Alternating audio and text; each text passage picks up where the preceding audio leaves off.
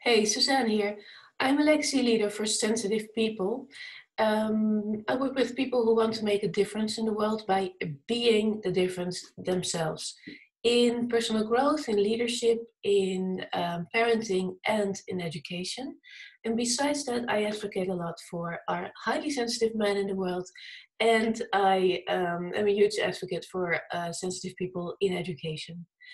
So, this video today is not about our adult sensitive men, but about our sensitive boys in education, because they need a different approach. Boys in general are often misunderstood in education, also girls, I know.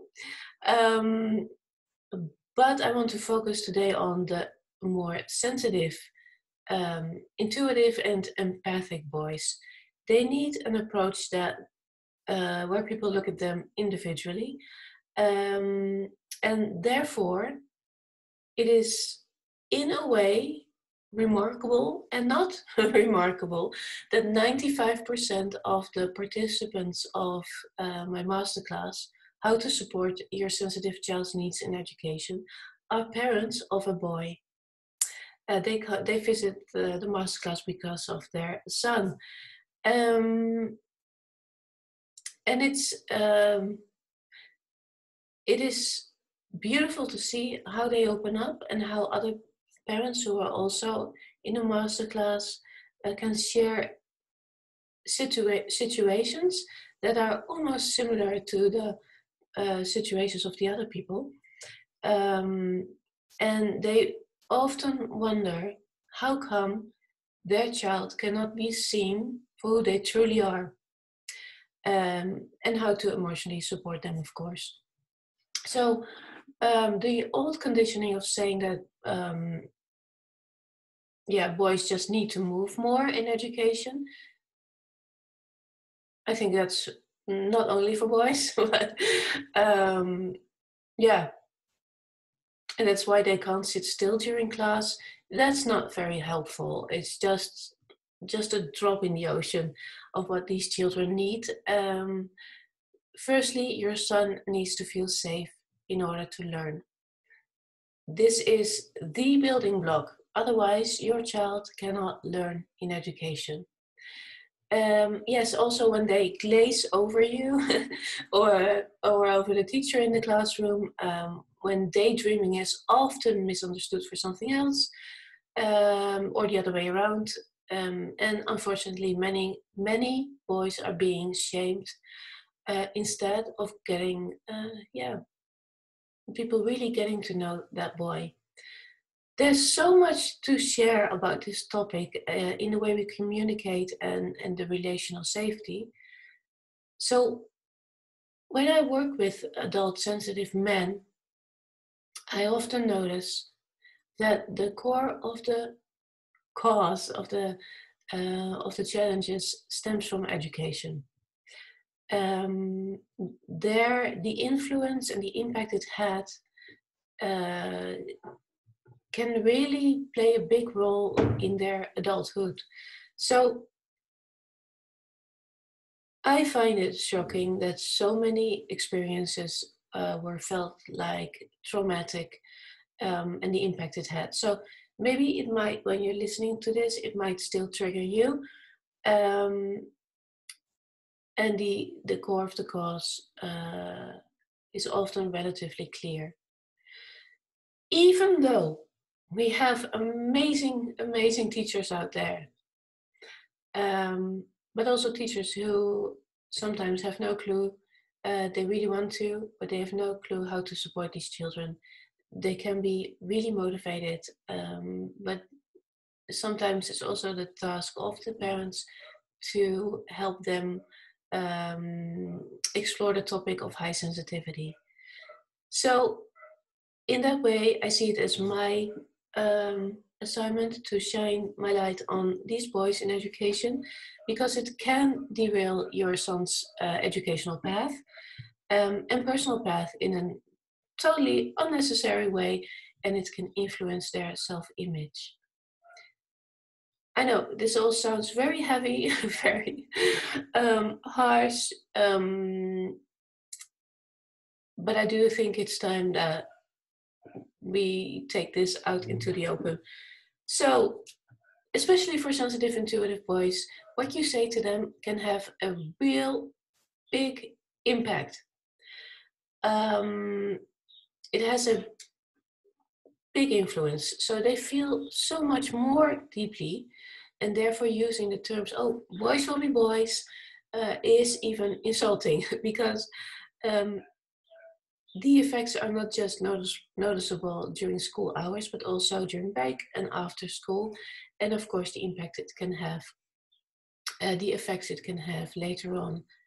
So there are many ways to support them, but I will address one, is that when your son is already feeling bad going to school, and when he is coming out of school and he might already blame himself for something that was not even his fault, um, because they are just very conscientious and they really stand for justice, even when it might hurt them, um, or they know that they will be shamed, they will stand for justice. So make sure that he feels seen and heard when he's coming out of school, because it can already be overwhelming sitting in a classroom with many children and all that stimuli during the day is very overwhelming. So just be their safety net. By not asking too many questions at once when they're coming out of school. But by letting your son know that you are there for him, and that when it's time to open up and he wants to open up about school, because I know you must be very curious how the school day went, just be the safety net, be that open space for him. When he knows that you're there for him, and he knows that he has the choice to address when it's time to open up about school, he will. And he will elaborate more than you would usually hear. So when you do ask a question, make sure it's an open question and not a closed question. By letting your son know and decide when it's the right time, it takes off that pressure cooked steam of the school day. And maybe he just wants to sit next to you and upload himself with your energy after school. And I know it's so tempting when you see your son coming out of school. Within just the first meter, you already see, because of the non-verbal language, that it was not a good day.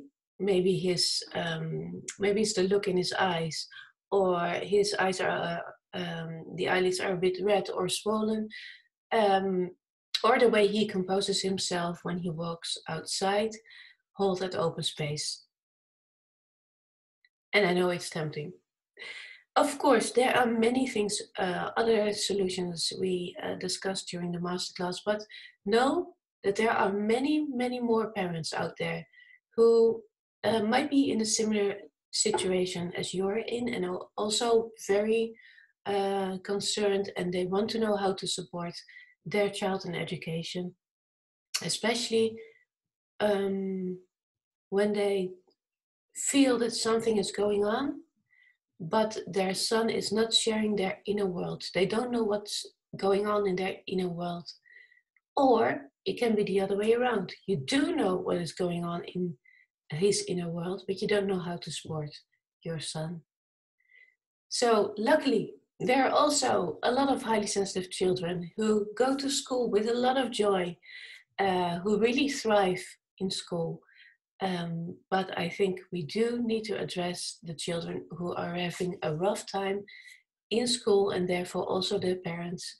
And maybe you are, maybe this resonates with you, or you also had a rough time in education. maybe your